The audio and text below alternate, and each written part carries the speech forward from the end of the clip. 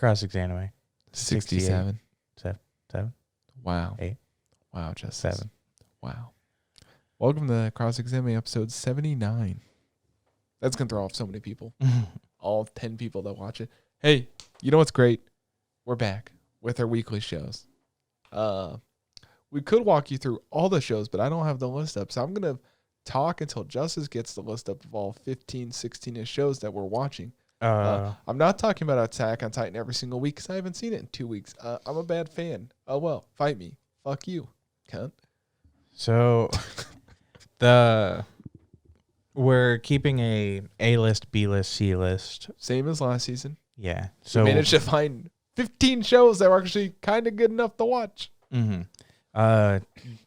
This week we're going to be talking about like My Life with an Ordinary Guy Who Reincarnated in a Total Fantasy Knockout. That's going to be Matt only watching that one.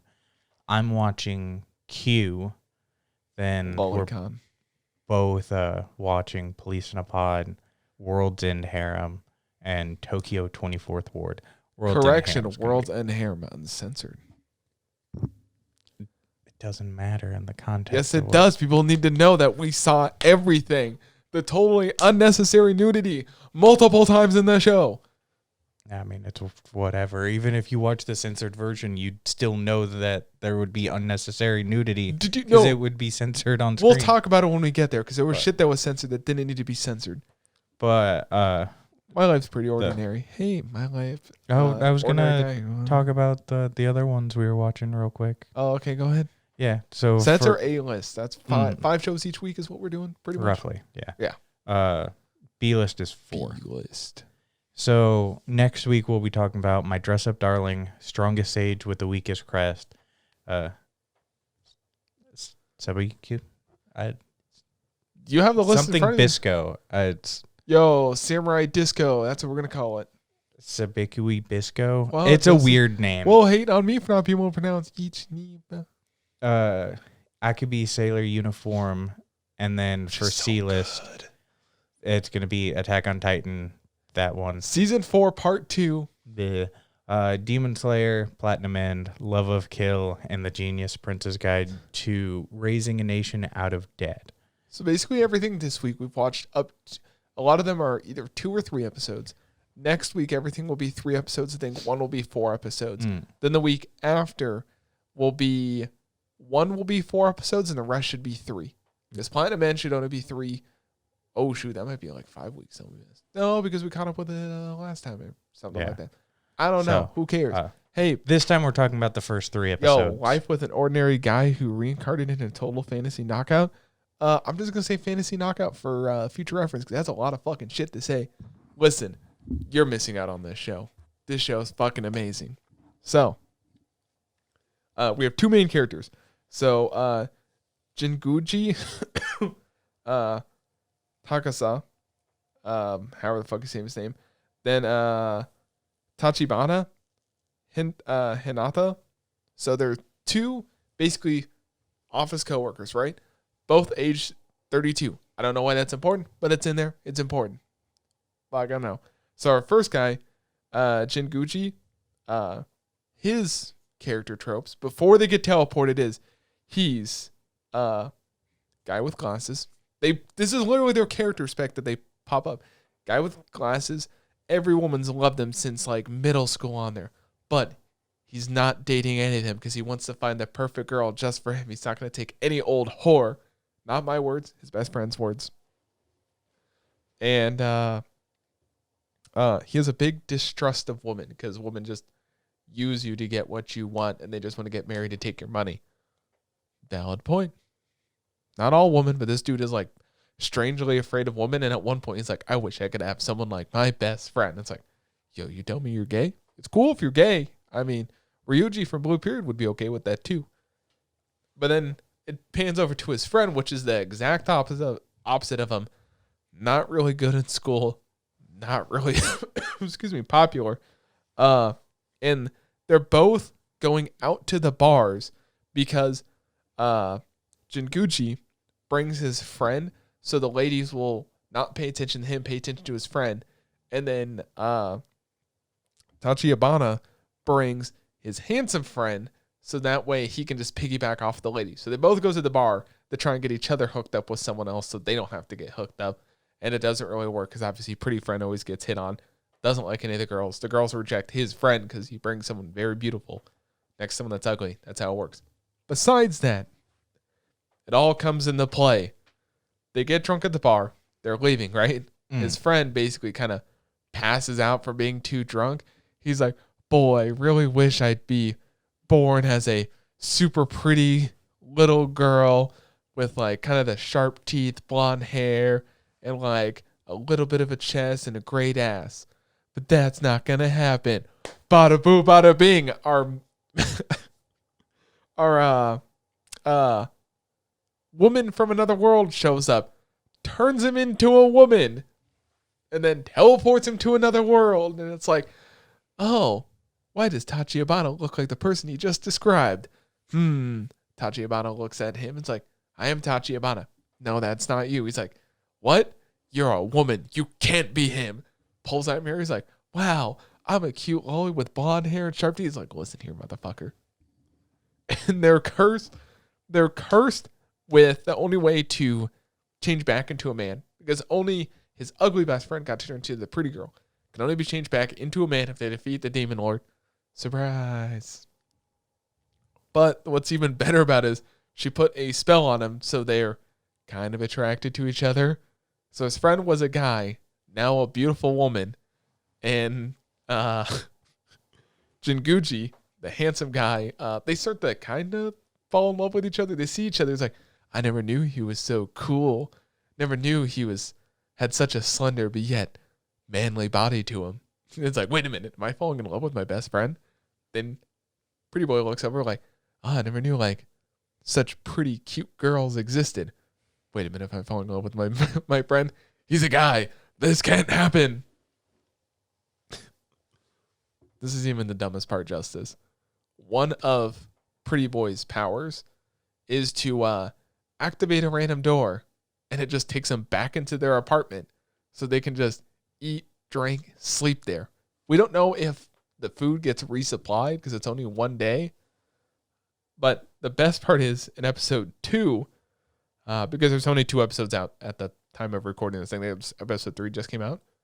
Episode 2, they're like, I saw some smoke coming up the hill. Let's go to this town.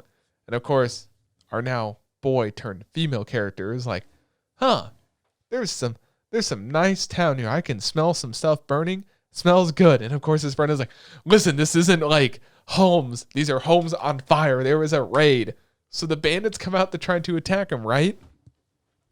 What do you think the bandits did when they jumped out to attack him? What do you think happened? Maybe threats of sexual actions. They were, until they see how pretty his friend is. Like, he has a diehard knockout. He's like, listen here, we're gonna, please marry me. That is the first fucking thing he says to him. Please fucking marry me. And then goes through the whole life thing of, we're gonna get married. We're gonna have kids. I'll leave my life of stealing and robbing behind just to be with you. He's like, well, hold up. This dude's hitting on me. Hold up. He picks her up, goes up to the bandit boss, like, I'm gonna get permission to leave the banditry and raise a family. Boss shows up like, what do you? Marry me. Go straight for it. Then a third dude comes up. What are you guys arguing with? Ooh, marry me. So those 3 bandits get in a fight. Then the rest of the bandits show up and get in a fight over who's going to get the chance to marry her, which then ends up with all the bandits knocking each other out. The town is saved. Huzzah! There's more. Then they're like, wait a minute.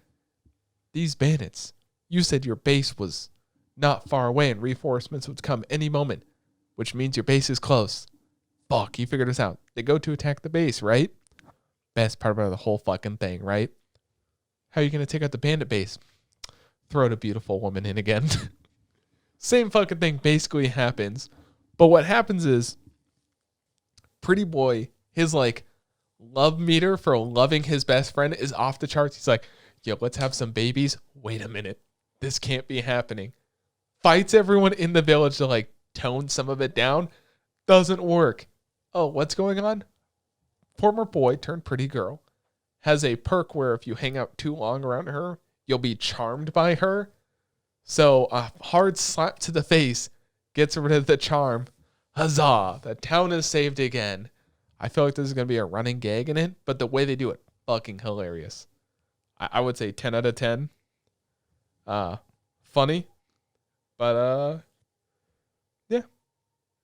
I don't know, that was pretty much just a play-by-play of what happened, but oh my god, it's so fucking funny. Like, the interaction of the constant looking over, like, oh shit, he's still cute. Fuck. Damn it, still cute. Fuck. And they just keep looking at each other, thinking each other is cute. I'm like, yo, I mean, he's a woman now. Just saying. Just saying. It's kind of turned into striking vipers shit. Yeah. They used their reward money because basically they got all the money the bandits had saved up. They used it to buy her a new kind of cute outfit. And he's like, oh my God, I'm in love again. Fuck. That's it. I only have like 2 characters in my show, but I heard you have like 20 main characters in your show. Care to run down the list? No. It would have been impressive if you would have had a list ready for all 60. So Justice is watching Q, right? Mm-hmm. CUE exclamation point, right? Yes. So That's it's based on off Crunchyroll? of So it's based off of a video game, mobile game. Mobile. It's basically a new talent agency called Air Blue. How is this a mobile game? I don't know. It's Japan, I guess. Yeah, they're great at turning things into video games. But a new agency called Air Blue has been started by a well-regarded voice actress who decided to go independent and create her own agency. Coco? No. There are 16 girls Do you in want to this name show. some of them? Okay, before you say anything, who's your favorite one? I know you got to have a favorite one. Can you describe her if you don't know her name? Well, I have a list of most of them kind of here. It's okay, like, on the Lolicon, screen. you can tell us.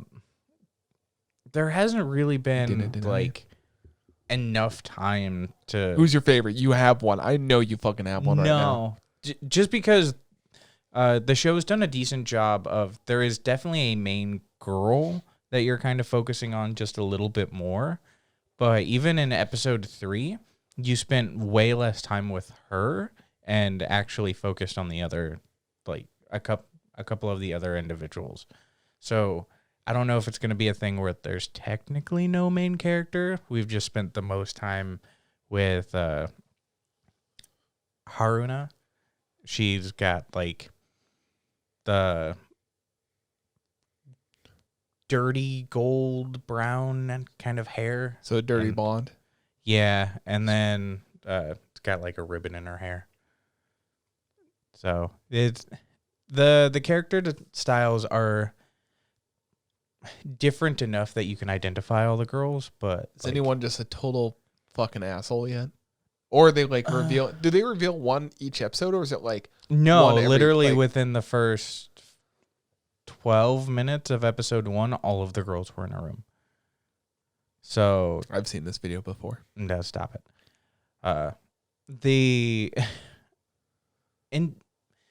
I was telling you the other day that the thing that I found interesting, because all 16 of the girls are supposed to be brand new to voice acting. And it's a lot of people for a small studio.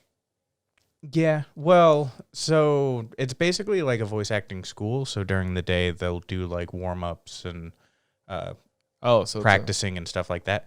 But the agency will also employ them at... Yeah, help them cast them in shows and stuff like that as well.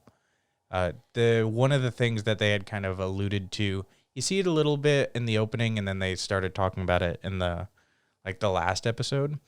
There's literally going to be like dorms on location that they'll live at. So how many episodes are out? 3? 3. Okay.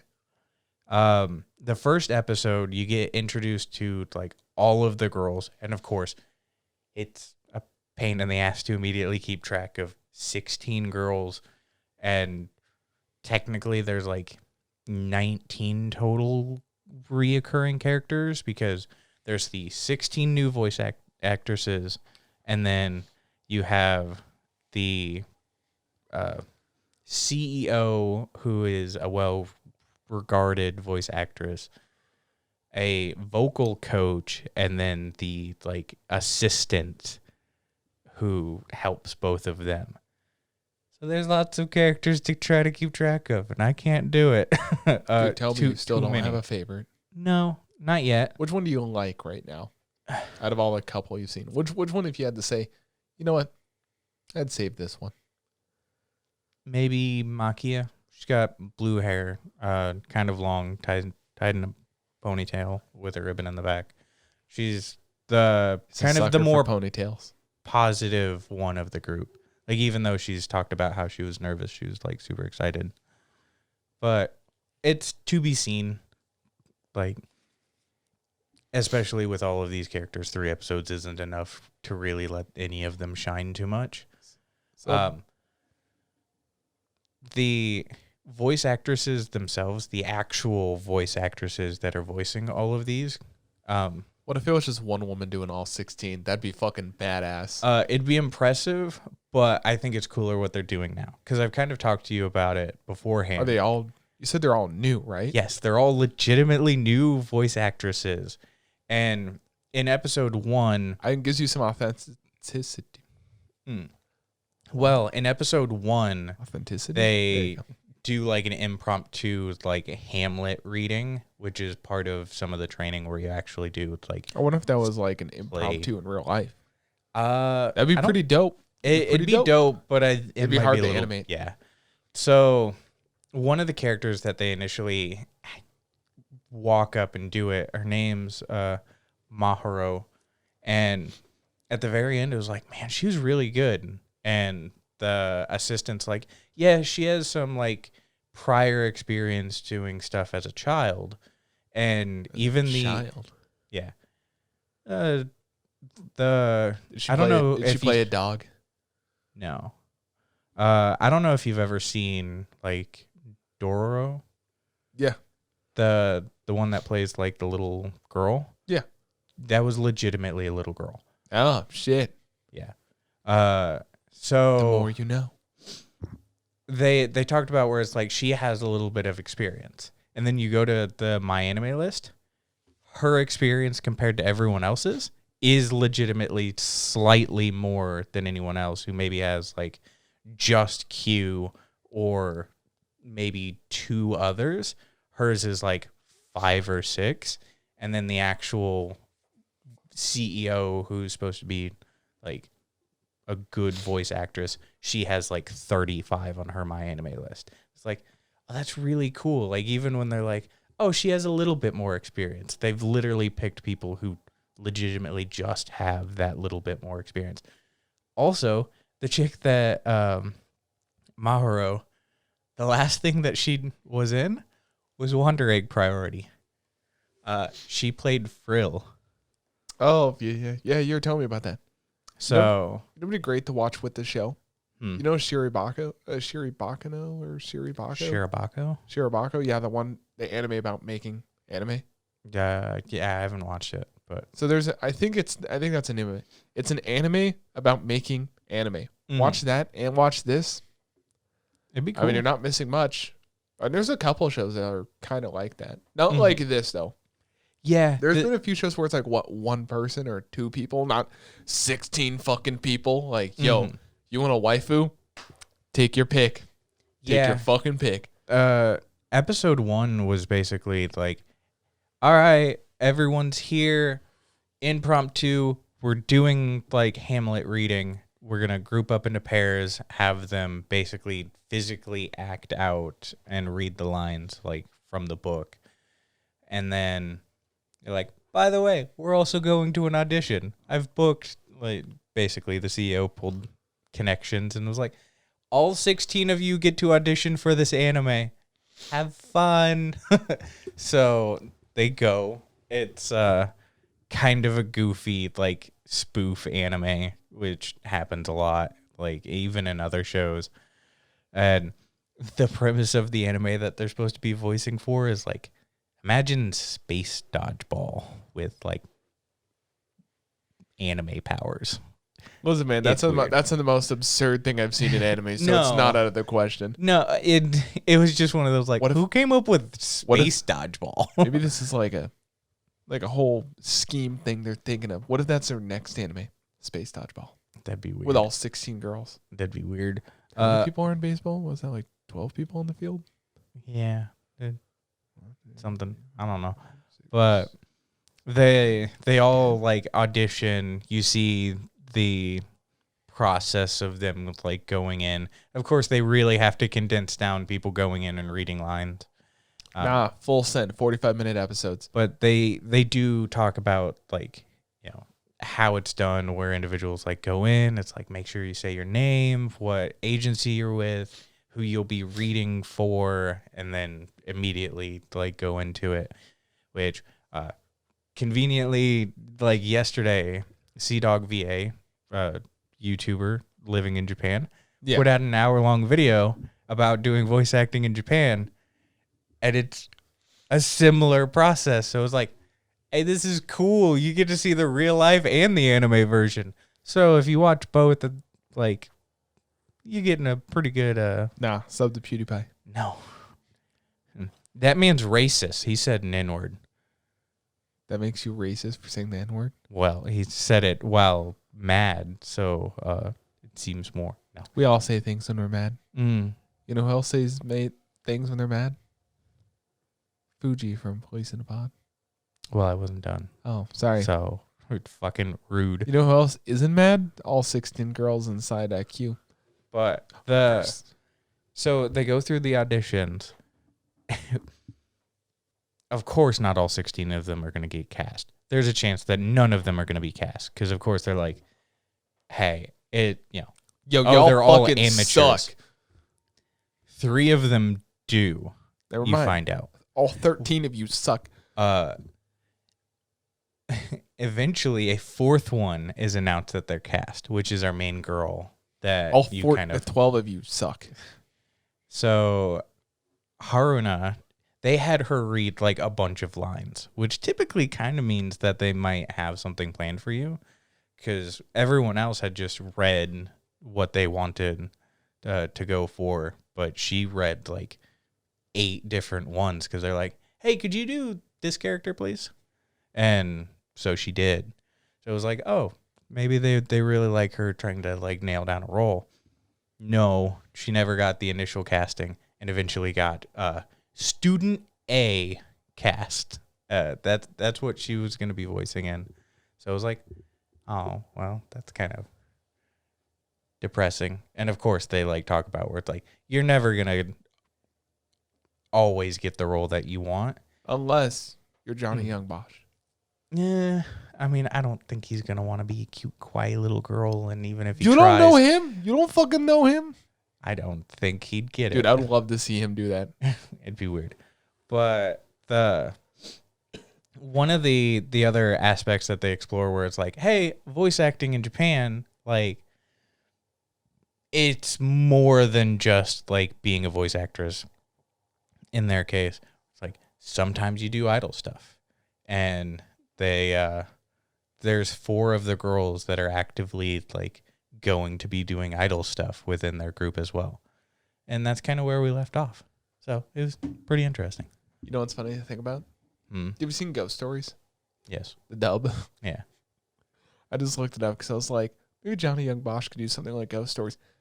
Fucking Ghost Stories has a 4.8 out of 5 on Crunchyroll. Yeah, it's good.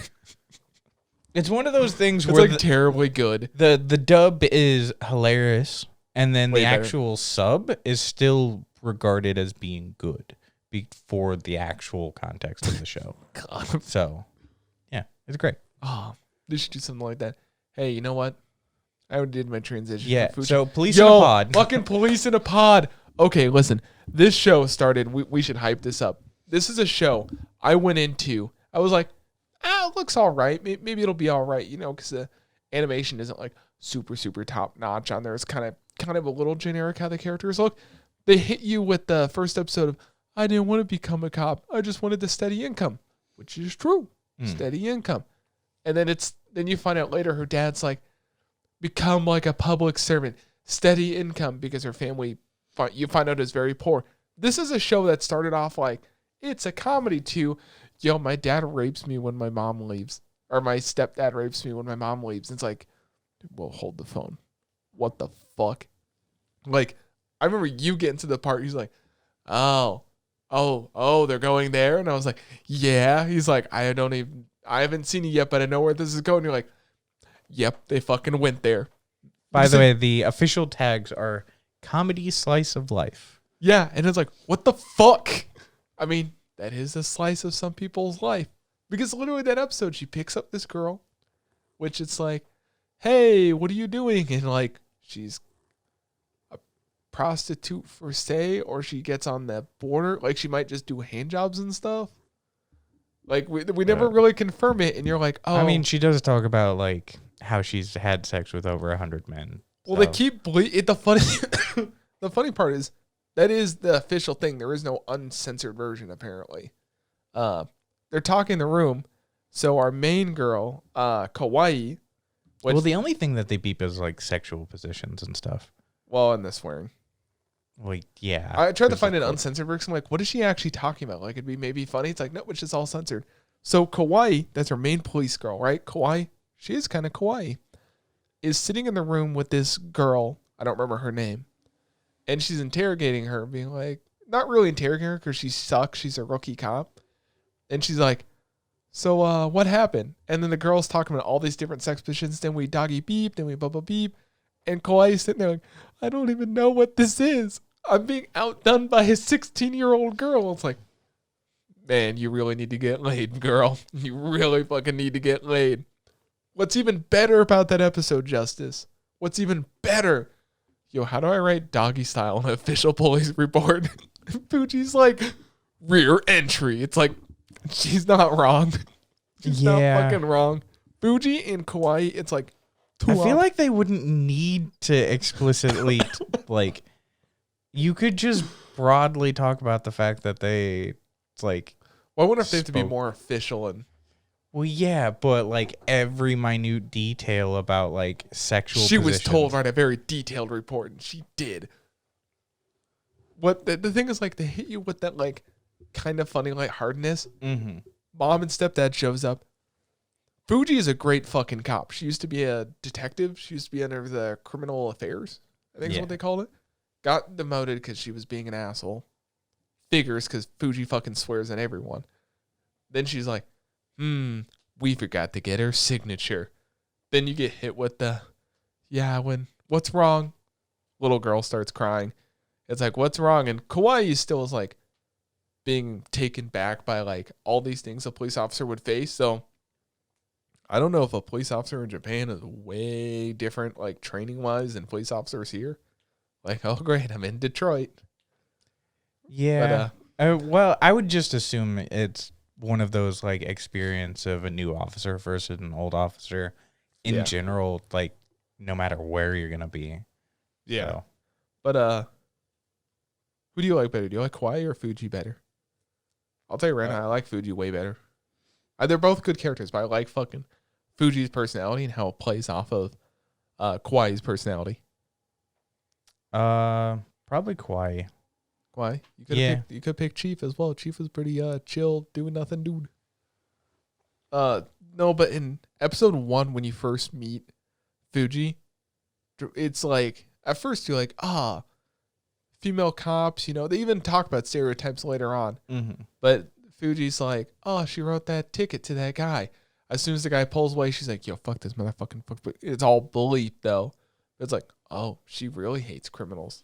Also, Fuji and Kawaii are fucking assholes. They give a guy a fucking ticket, right? Remember that? Mm-hmm. They give a guy a ticket. Then he pulls away. It's like, yo, should we give him another ticket because he sped off without his seatbelt? It's like, really? You got nothing better to do? I mean, Japanese police really don't. But. He should be following the law. They explicitly talk about the fact that they're going to try to get his license suspended. Yeah, it's like. I'm assuming they have a point system, kind of like we do here.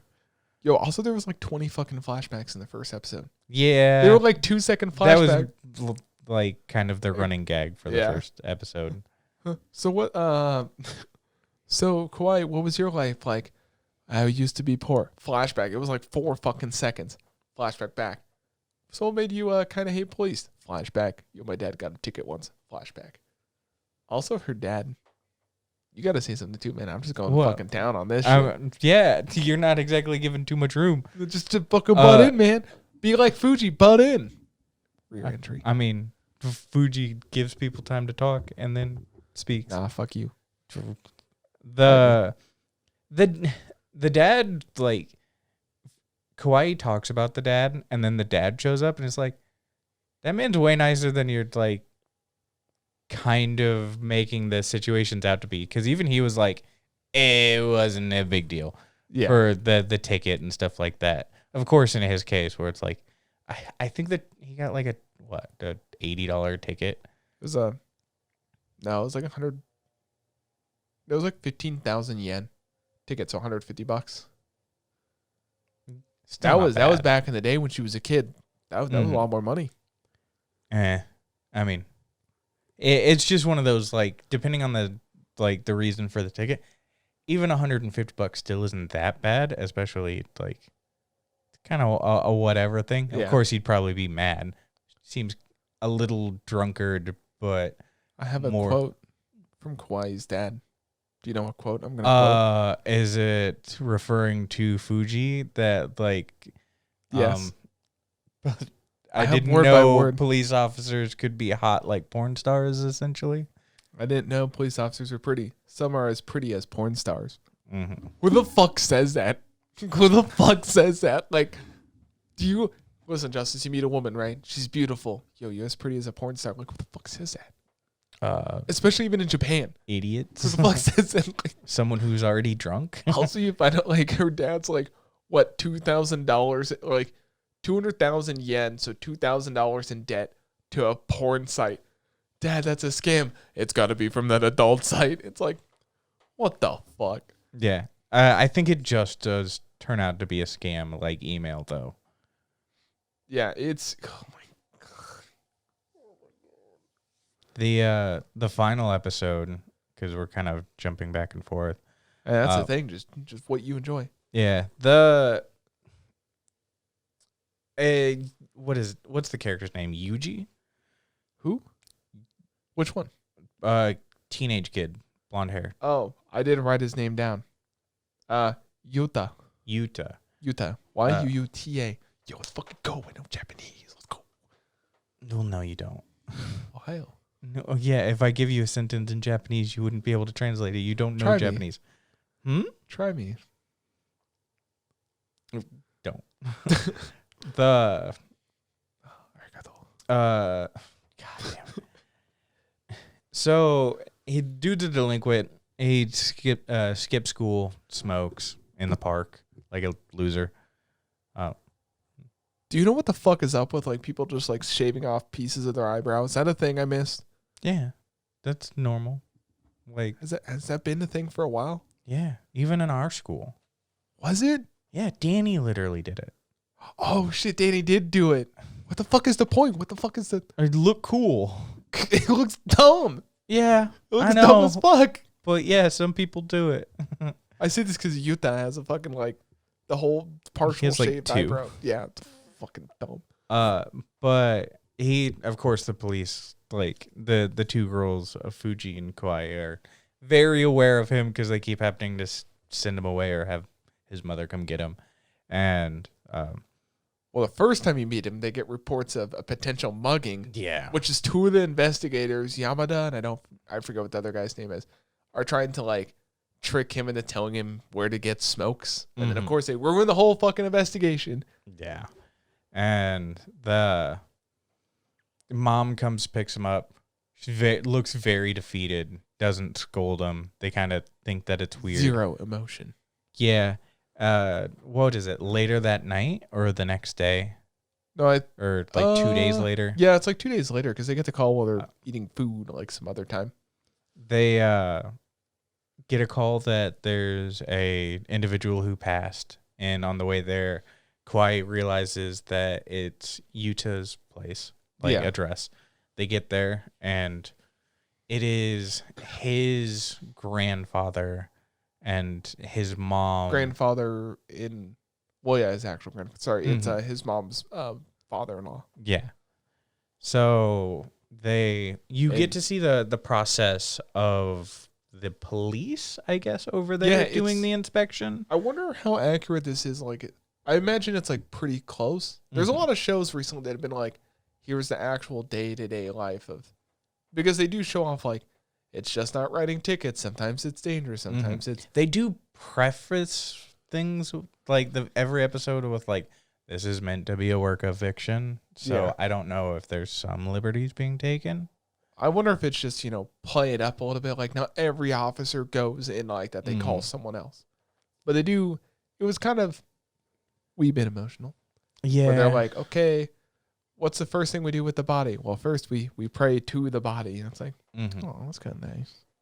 Yeah, that's some shit no one would do here. If you had police officers happening to do that, they'd literally like kick it over and be like, yep, looks good. Yeah, they'd be like 4 weeks behind in Detroit on everything. They do point out a scene. Stop picking on Detroit. Yo, fuck Detroit. There's other places like fucking Chicago and Chicago's Cali too easy. and Fuck New Detroit. York. People know Detroit fucking sucks. Yeah, everyone knows Detroit fucking sucks. East side of Des Moines sucks. Yeah, like you're like, oh, Chicago's too easy. Detroit is too easy. People didn't know Detroit sucks way more than it does. They do point out the one point where, for a second, I thought there was foul play because she looks at the back of the body to check for like anything, for any like foul play. They don't tell you till later in the episode, like, as they're leaving the house, like, you took very good care of this body. There were no sores, blisters. Usually that happens. And then they're crying. I'm sitting there like, it's fucking sad. They didn't cry, but it was sad. Well, he says he didn't cry, but like an hour before he was talking about how police in a pod made him cry. So he's a liar. No, it was for the other reasons that I was about to talk about. We don't have to go on order. We can go on order. All right. Well, what did make you cry in that show? What made me cry was Mikata-sa?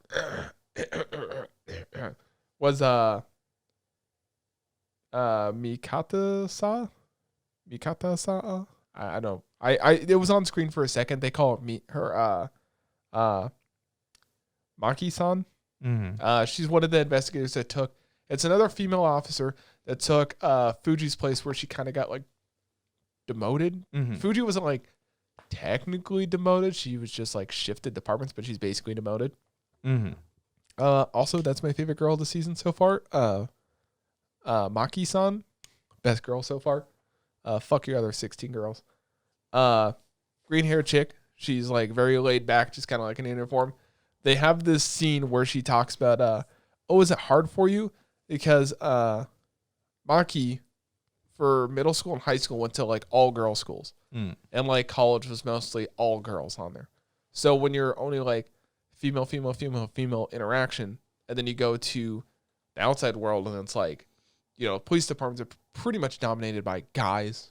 And you're not going to find much police departments where it's mostly girls. It's going to be all guys, especially when she's working in the criminal affairs department, where it's a lot of like undercover work. I assume. I don't know how Japan does it. Like U.S. has like separate stuff for that. And there's one point where Yamada's walking around the office, red hair guy, and he's just in his fucking underwear when they're running back and forth. It's like, yeah, it's kind of rough. I'm actually kind of still a little afraid of men, but I kind of make it work on there.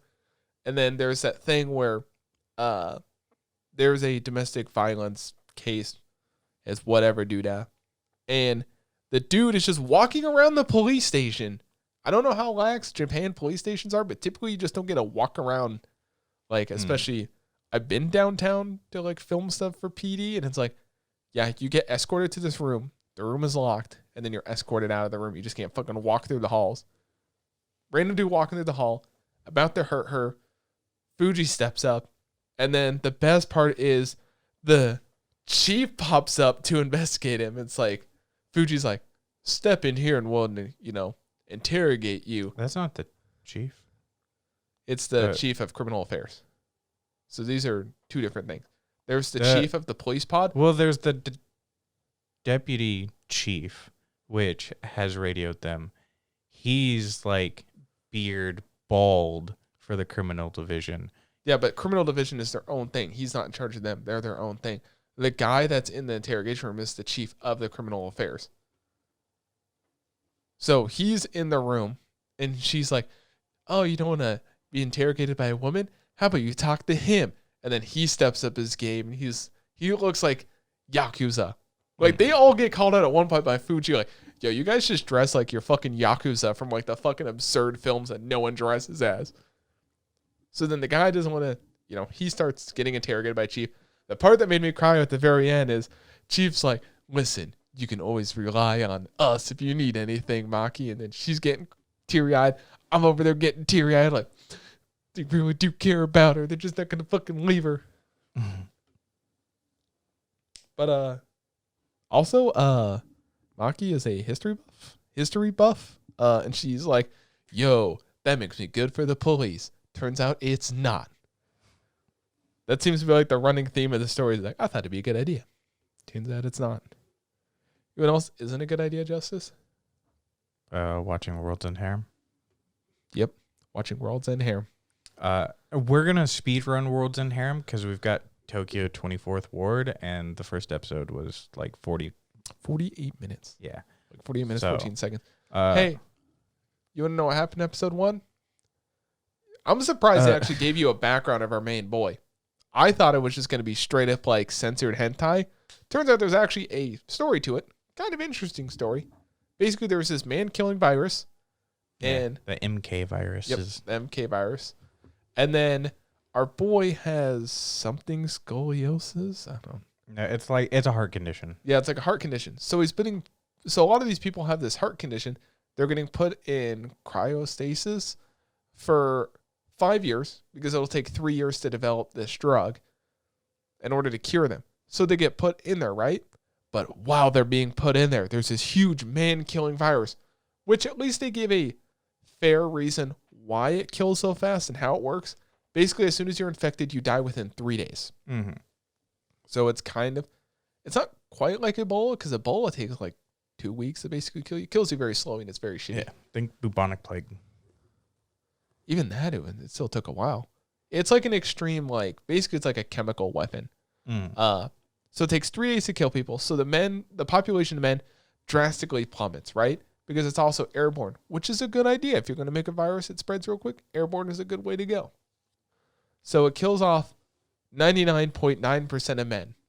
It should be like 0.9999. Black plague took 3 to 5 days. Oh, did it? Yeah. But it's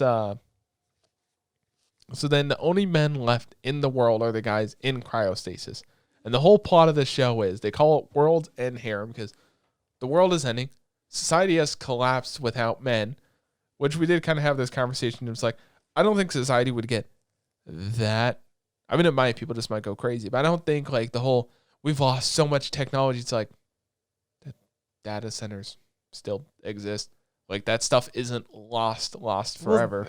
Well, I mean, it is very clear that they haven't lost a mass amount, but they've lost. Well, they said they said they lost like half technology in the world. If they're already advanced, But the boy does pull a good point of technology was at the point of like self-sustaining without people working. Like people only work to serve a purpose in their life. So it's like everything was already automated. That boy pulls up a good point. Stuff was so automated they didn't have to even work. I think the difficulty would have been like, yes, the basic stuff was automated, but the advanced stuff, like you still have to advancements. Like even the most advanced technology that they had couldn't. But he said everything like no one had the work because it just did itself. Like it's already holding stable by itself. Like he even said like food making was stable, like all that stuff. And it's like, but I guess for the plot of the show, they have to add some like food is hard to get, so it's rationed. But meanwhile, the elite can eat all you can eat Chinese. That woman eats too much fucking food. Way too much fucking food. Nah, it's fine. There is a it all goes to her tits. that was a plot point. Hey, you're thin. Ugh. No, but at least they started with the beginning plot makes sense. Like there's no like magic loophole like a 3-day spreading virus. You do find out at the end of episode 3 that it is man-made. I'm not a chemist. That's episode 2. Was that episode 2? Yeah, because episode 3 we meet the new character and spend the whole time with him. Oh, that's right. I forgot. Do we spend the whole time with him? Yeah. That's whole right. The episode. kid. Yep. I keep forgetting that's its own thing. I don't know what else to say about the show. Dude. Occasionally there's some unnecessary nudity. There's severely unnecessary nudity episode 2. Yeah. Dude gets like a small cut on his arm from a bear attack. And the nurse who he thought was the bodyguard out. That was literally two fucking seconds before I hit play, and then little girl goes fucking ape shit, fucking. Yeah, the Ninja small lolly-looking girl who is assigned to him is actually the bodyguard, and the tall, fit-looking chick is just a nurse. And look, they do allude to it because he referred to bodyguard, and she does try to correct him beforehand. So, also that bitch.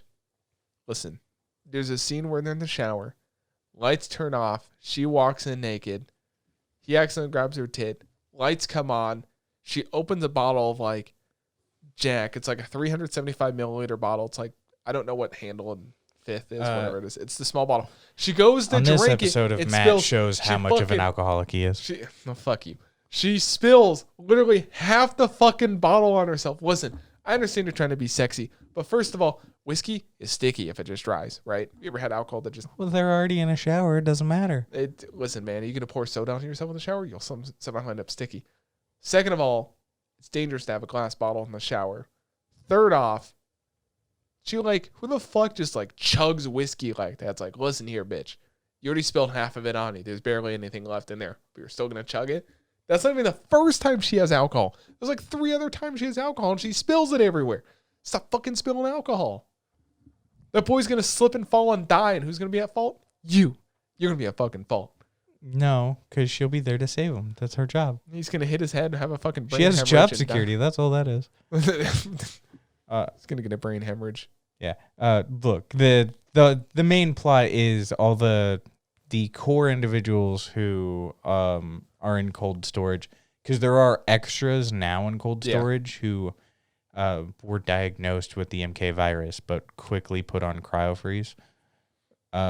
So like they're trying to breed the people that seem to be immune to it. Mm-hmm. So he's boy number 2. We already had boy number 1.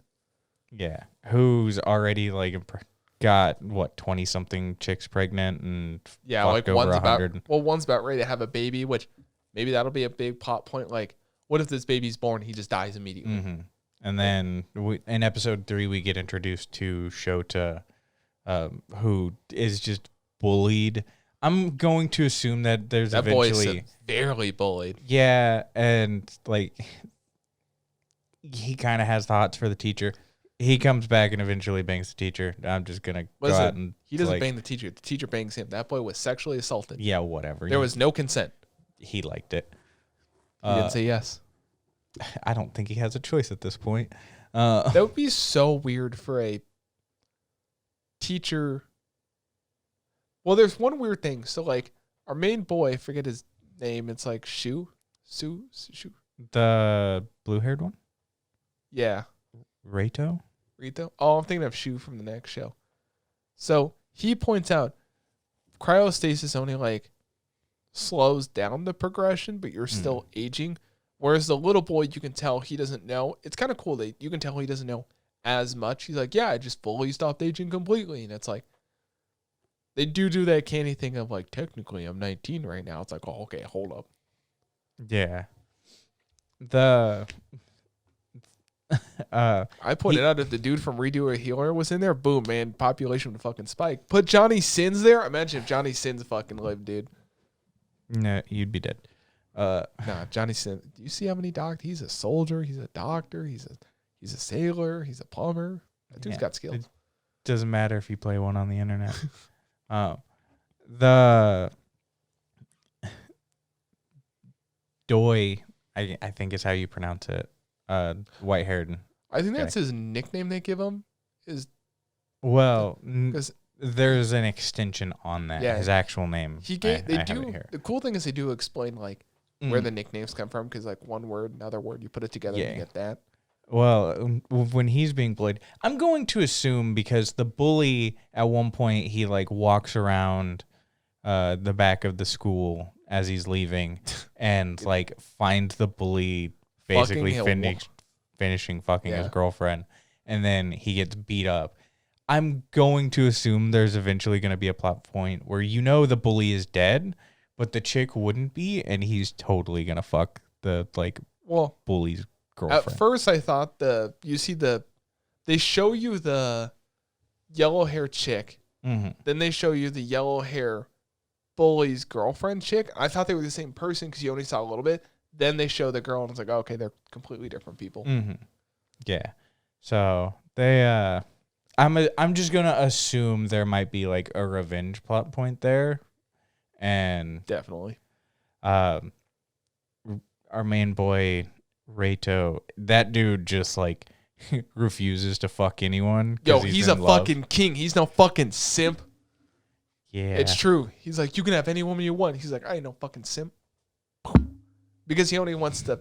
It was an accent, but he wants to get with his kind of girlfriend / person he loves before he went to sleep. But you find out that she has all this information about the company, right? And then she disappeared.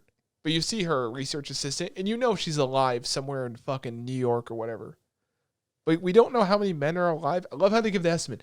Yeah, that's between 5 and 5 million. It's like, what? Because we don't know what's going on in America. It's like, okay.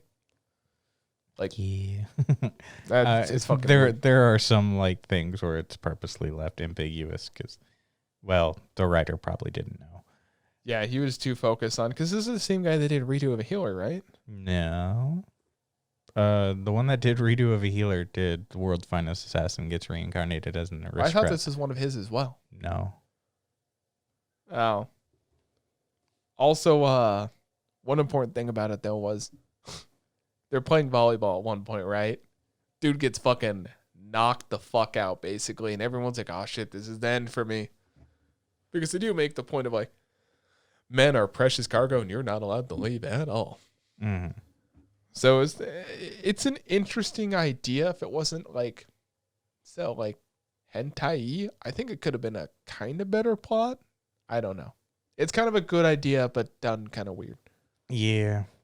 I mean, at some point you get what you expect because it's literally called Worlds End Harem. So, yeah. It's a cheap version of a hentai. The same thing as Tokyo 24th Ward is a cheap version of Psycho-Pass. You got to admit, it's like, speaking of which, we're talking about Tokyo 24th Ward now. Yeah. The first thing I thought when I started watching, I'm like, this is basically just Psycho-Pass. But so, slightly different. Yeah. So, Tokyo 24th Ward is done by Cloverworks, who's done like Horimiya, The Promised Neverland. Season 2 is rushed. It was canceled. Look, I'm gonna be honest. That opening scene was real rough.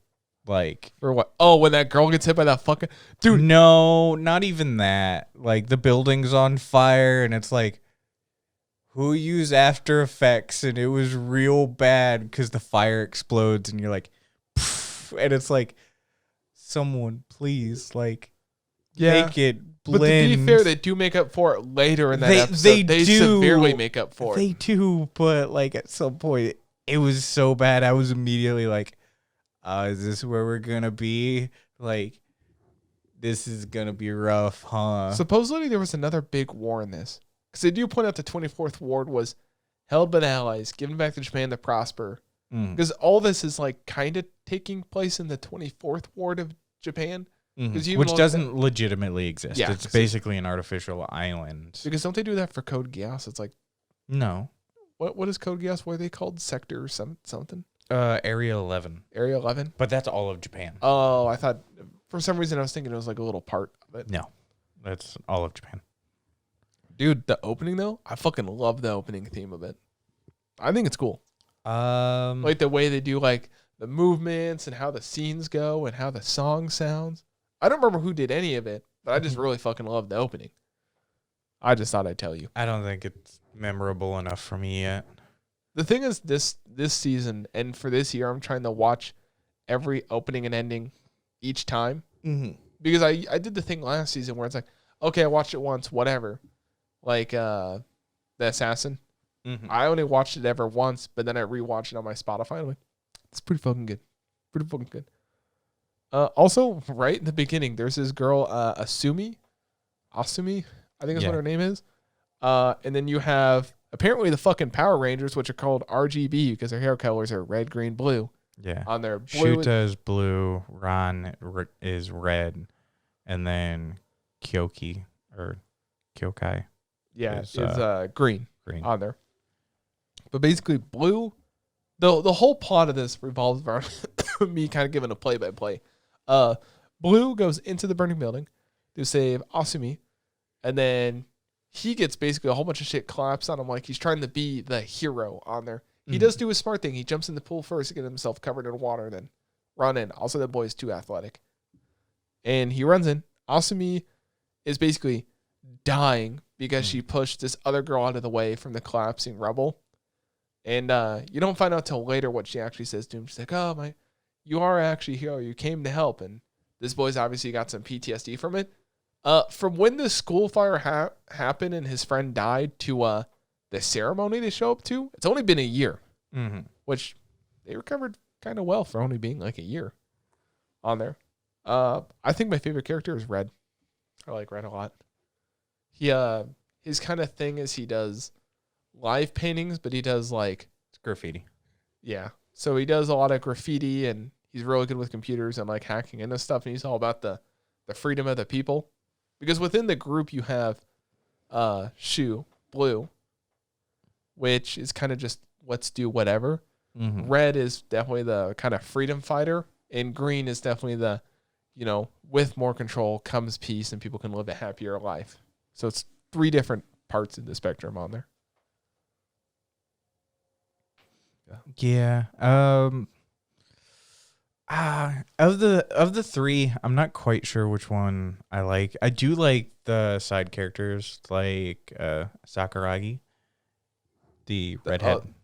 Oh yeah. The friend. I got beef with her. They did her dirty on her character design. I don't think it's very interesting compared to other guys. Kind of I like their character design. I just think her character design is pretty bleh. Yeah, I think she's fine looking. I thought you were gonna say they did her dirty, where it's like, man, that was a convenient way to get your foot stuck. But dude, we'll get to that in a second. That's so. Listen, okay, you know what we're fucking talking about right now. There's a scene in the first episode where she gets her foot stuck on the train track, right? She sits down. She leans down to grab her dog and her foot slips under it, right?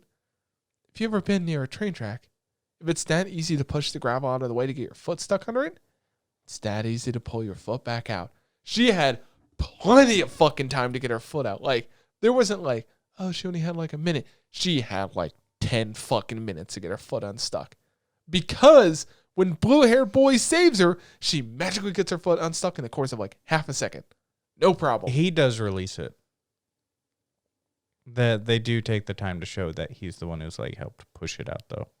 But it's like poof, and then I was like, come on, like she could have got her foot fucking out. Wait, I remember him releasing the dog. Didn't he just grab her? No. Oh. Plus the dog's rope. Come on, it could have been stuck on there way better. Yeah. Or they should have prefaced that like I don't know.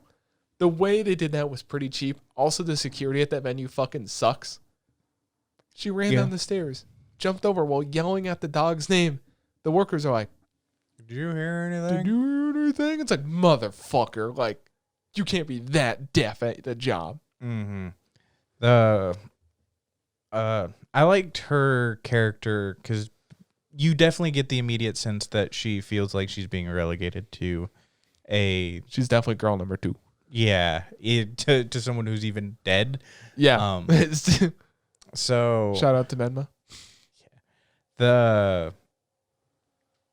I like her character because she's still trying to do her best, and at one point you see her sitting alone in an alley, and she plays the video basically like reminding her that mm, make this video for yourself. yeah, and it's like pretty cool. Like the whole big thing of this story is Asumi dies. They go to a funeral. I'll like skip around a little bit. Then they get a phone call from Asumi, right? Or they went to the memorial service. So she's been dead over a year. Then they get the phone call, and you get this train dilemma thing of, who do you sacrifice? There's one person on the train track stuck, and there's a train hurtling towards them. If you don't save the girl, someone that could have been saved will be killed, but it's to save 150 passengers in the train. Because if you move the train to a different direction, then the whole train car will derail and potentially 150 plus people will die. Yeah, well, because the train has no brakes. Yeah, because there's no one on the train. It's the apartment complex that it hit. Oh yeah. So like 150 people will die. So sacrifice one person you know, or 150 people you don't. Mm-hmm. And it really does play heavily in the like trolley car dilemma of, do you pull the rail to let one person die, or pull the rail to kill 150, or don't pull the rail and one person dies. Yeah.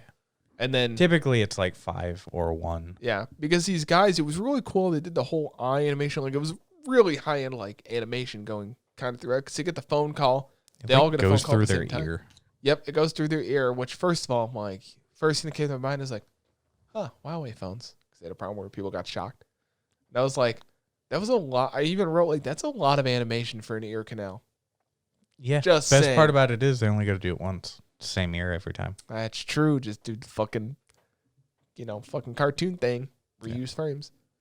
But so then they also like Shu starts running to go.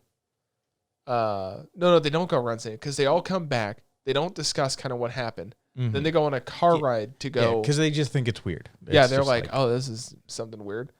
Which their eyes do change, which is probably just a viewer perspective thing. Mm-hmm. Because obviously, I was like, people should know their eyes have changed. I hate when they do stuff like that. Like, how do I know that it's changed? Mm-hmm. Like, can they see or not? Then they're in a car ride. Then they have a realization of like, oh, that's what's her name again? It's red hair chick. Sorry, Sakuragi. Yeah, so Sakuragi. Mirai. I think they call her Mirai a lot. Whatever, I'll just call her Mirai. They find out like, oh, that's Mirai. They get stuck, and they all kind of have that friend thing of like, we can talk without saying too much on there. Okay, I'll start running, and then Shu finds out, wow, my body feels a lot lighter. That dude can just fucking like jump forever. They do point out earlier that he's way more athletic because when the teacher tries to talk to him, he fucking parkours away. Yeah, they all like get enhanced abilities. Like each of them, their own abilities are enhanced like tenfold. It seems like because Shu is like running, and that's where the animation really starts to pick up. Is Shu when he goes to run on that train? There's a scene where like he's on the front of the train, like parallel with the tracks, right? And he's like, "Oh, I got to get to her before the train does." Kicks off, flies through there, starts running to save her. Yeah. Oh my god. Shu's main ability would be like enhanced strength, speed, like physical attributes. Ron, his is like hacking essentially. Yeah. You can basically hack faster, like his brain can work faster than it normally does. And that man has a caffeine fucking addiction. Yeah, that was. He's literally like basically Red Bull. I need energy to stay awake. He's got like 20 Red Bulls bleeding out of the nose. I'm like, listen, boy, you gotta fucking stop. Yeah, and then Kyoki, his is like being able to immediately read like individuals. It seems like I don't know what his full. I think his is because the thing is, red hair was good at just hacking, so just heightening that. Blue hair. Shu is good at athletics, and green hair is good at like politics and like reading the room and figuring people out. So he's just really good at like figuring out like emotional and physical intelligence, whereas red hair is digital intelligence. Yeah, they all work together eventually. Kyoki, because his dad is the mayor Yeah, he's Go the fucking governor. figure. I think he's Governor. governor of Tokyo. The 24th ward. Yeah, Just the 24th ward. Yeah, go figure. That's why I think it's mayor, because each ward typically has like a mayor. Well, don't they call him like governor? Mayor? He has like 2 titles.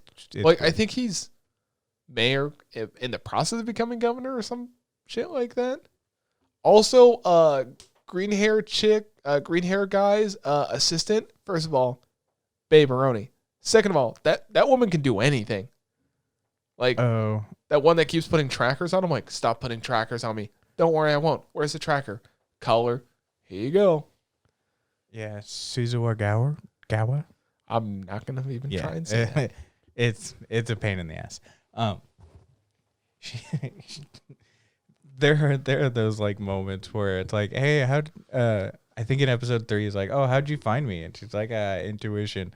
He's like leaning into his bag and like quietly takes out a tracker and like puts it in the water. It's like, she's looking good at what she does. But basically saves her. That's the end of episode 1. Episode 1's like 48 minutes. I know we kind of did a play-by-play of it, but that's kind of how you had to describe it because stuff was given to you chronologically on there. Episode 2, they never have abilities. It's all kind of more of like flashbacks. Trying to figure I just wrote flashback lore. They had a lot of fucking. Well, the thing is, they're filling out the characters. You know, why are they called RGB? Because Asumi originally gave them the name RGB. But each of them has their own flashback with Asumi and why they're kind of in love, or why they're infatuated with Asumi. One definitely isn't in love with him. He loves his sister. Yeah, you find that out. You're sitting there like, my sister's fucking dead. It's like, oh, green hair boy's sister is Asumi.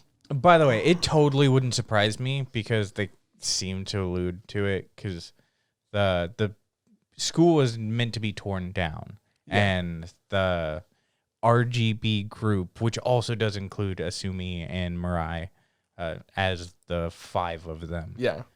Even Asumi's like, I don't really fit in. Oh well. They basically turned it into an art sanctuary, and after the teacher's like, stop going there, and they're like, well, fuck you, dude. Teacher's always just trying to do his best. Too bad he's dead now. Spoilers. Real homeboy. Their dad totally set fire to that place. Dude, it's true. That's why his dad probably doesn't really pay attention to it, because his dad definitely is that asshole. Yeah. Because there's that constant thing of like, his green hair's dad is at the center of a lot of stuff. Because even that new shopping district that gets that deal international, right? It's already been stacked in our favor, but they don't explain who really did it. It's got to be that dad. Because that dad is also on the council for the whole Foo Festival or whatever it's fucking called. Yeah. You basically find out like the full details of how she died. That's episode 2. And then finally in episode 3. I have an important note in episode 2. What is Big Tit Helper up to? Oh. Because she's at the computer. She's like, oh, it fails. Because there's a hint that the computer is hooked up to something that's bubbling up. Did you watch the 10-second after credits? Yeah. Okay. Yeah, I assume Asumi is alive and hooked up AI-wise to this system, and that's why it works. It needs a human brain. And it was the perfect thing of, well, my daughter's dead. We'll hook her up. Oh, she's not dead, which is why she can make the calls to them. Yeah, I mean, it's definitely a possibility. Because there's errors, and helper chick gets locked out. That woman is so smart. Yeah. Not as great as Oba, my true love. But dude, episode 3. Yo, first of all, green-haired boy is fucking ripped for no goddamn reason. They all kind of are. Yeah, but green hair guy, you just see like an 8-pack. It's like, listen, man. You always pointed out that you're weak, but here you are with a fucking 8-pack. You don't get that by staying home all day. Yeah. The red hair guy doesn't know how to, do stuff in a public bath. Fucking doing laps. Well, sometimes you just got to do laps. His assistant, Kineko. Yo, Mariah is stacked, though. Just saying. All you know what's the first thing that came to my mind when they did the bath episode? To Fire Force. I just thought of Jaya. Oh. When they're always in the bathhouse and how to fucking act. I don't know, it just reminded me of that. But episode 3 is basically just the food festival, right? I don't remember what it's actually called. They gave it the actual name, and I forgot to write it down. Yeah, it starts with a G. I know that. Yeah, basically, they have this whole competition. It's a whole bunch of food trucks, stuff you would probably get if you're in a big city, anyways. And she's got to make food,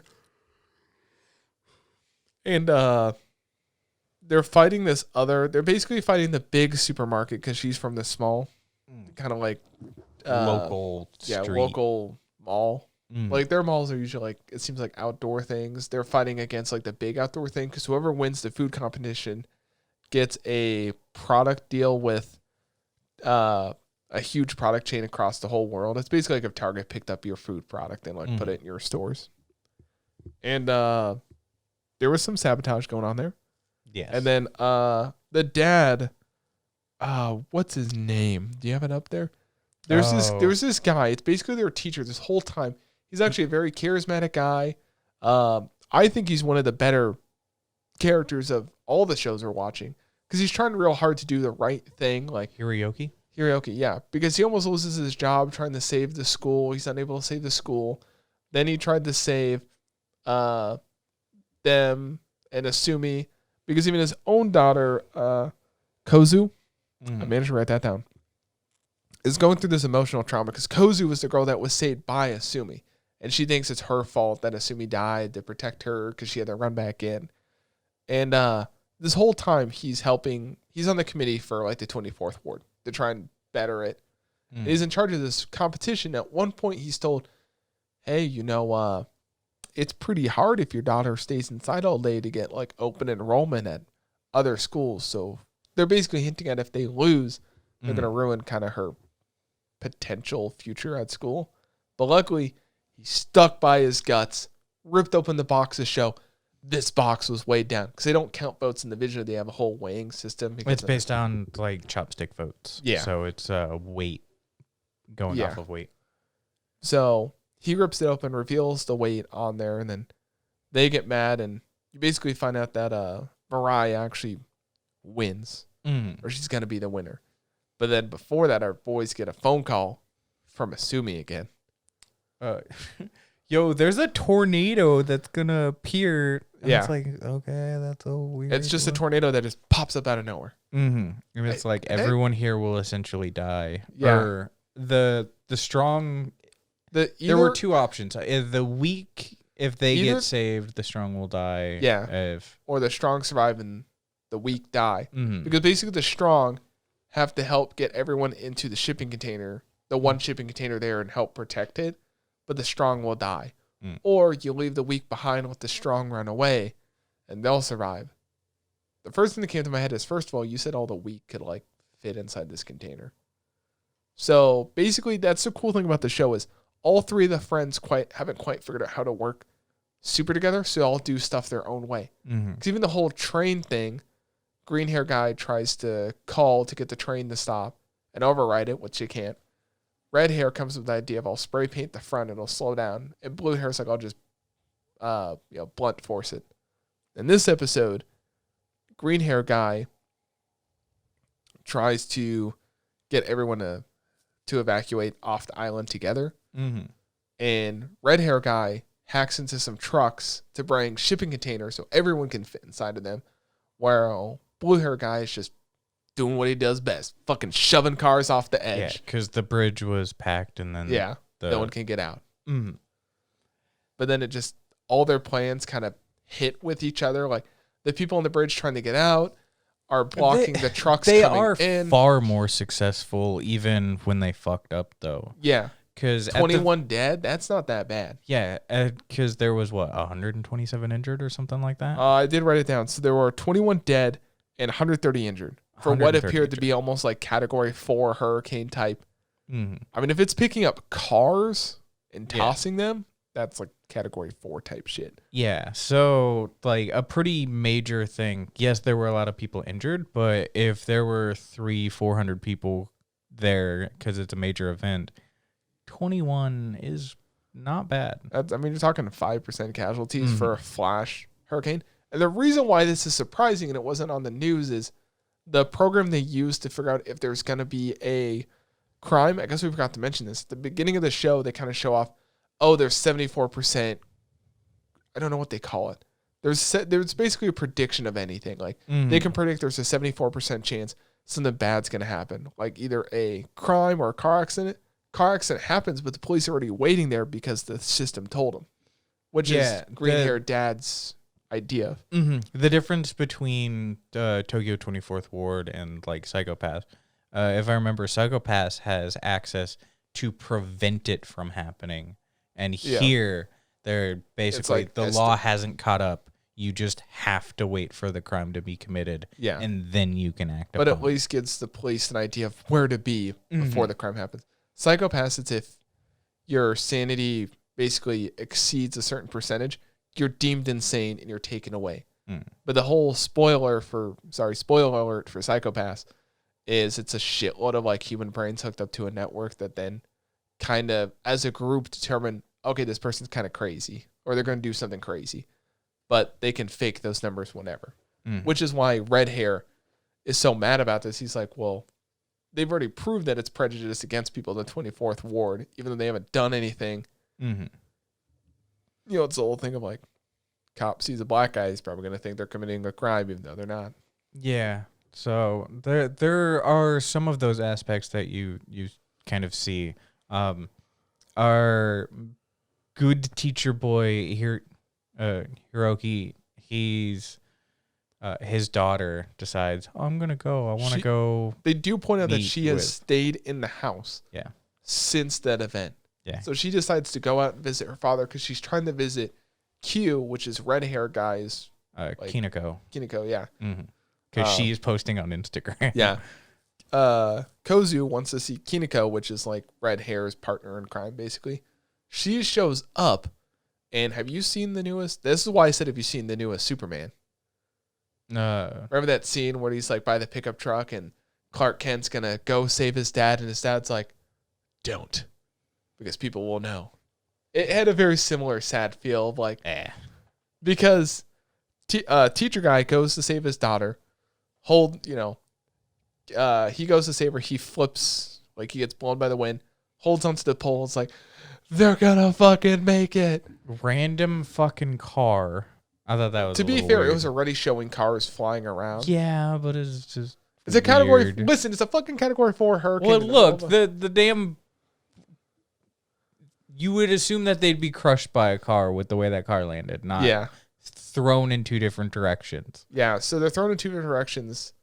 Green hair, this is why he excels at stuff. Thought of the idea. Okay, we'll wrap this cable around you. You'll jump to go save both of them.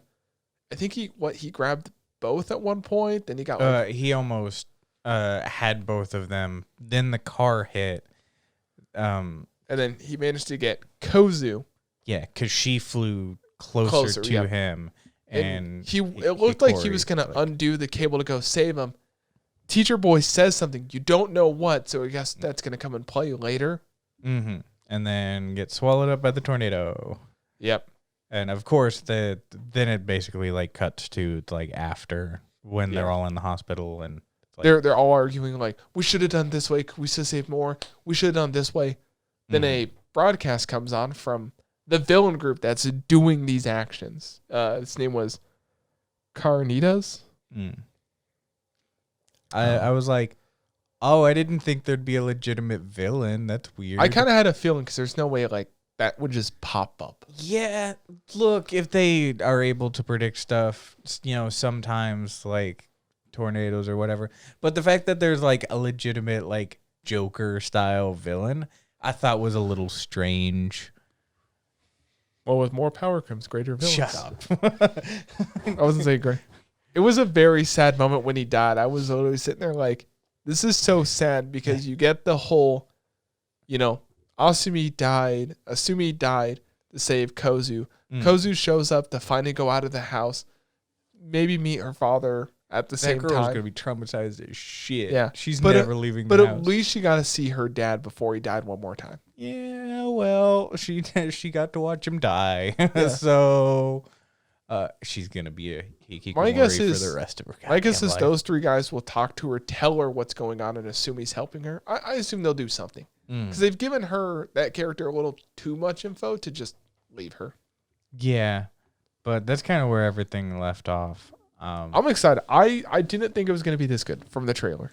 Yeah, it definitely picked up a little bit. It was kind of one of those, like I said, the first minute or so, I was like, all right, things are kind of weird because it was First some 2 pretty seconds, shitty fire. Listen, the first 2 seconds was great. Kid walks down the street, gets killed by a car. It's like, what the fuck?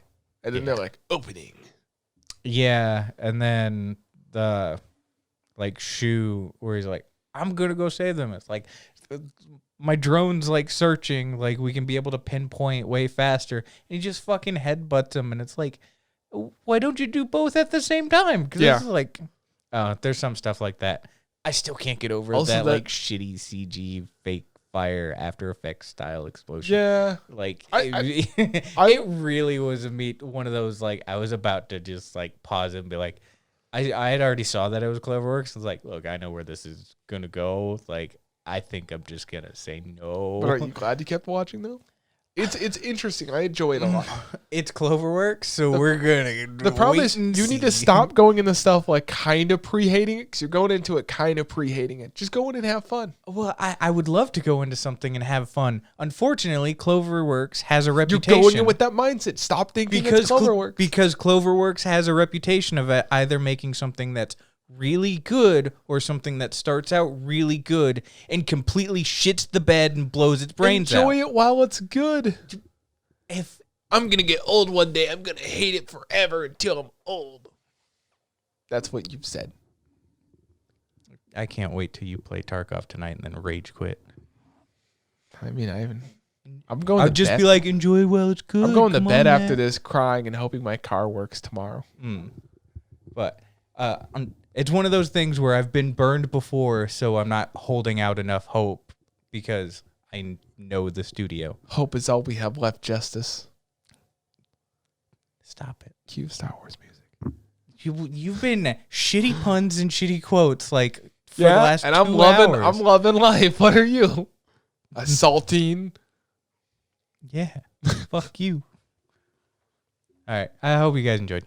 I hope you did too. Make sure you comment if you're watching or listening on any of the whatever podcast. You can leave reviews on Spotify now.